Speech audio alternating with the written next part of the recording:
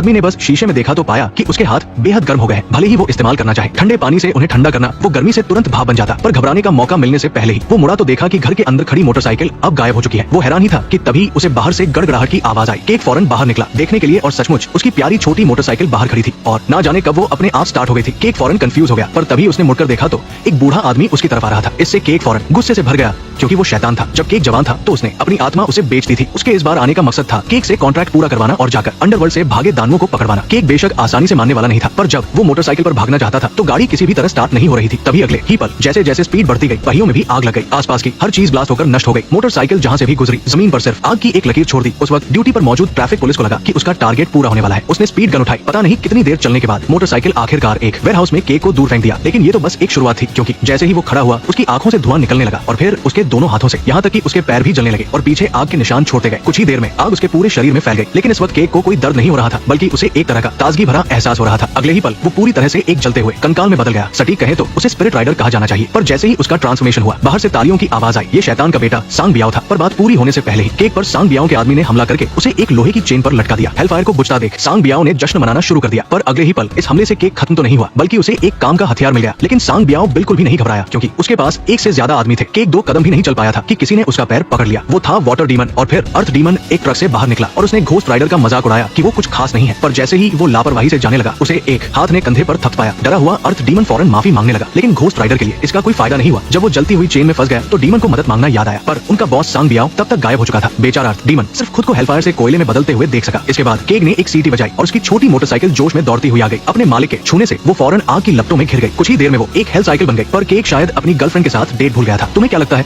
मैं सुंदर हूँ?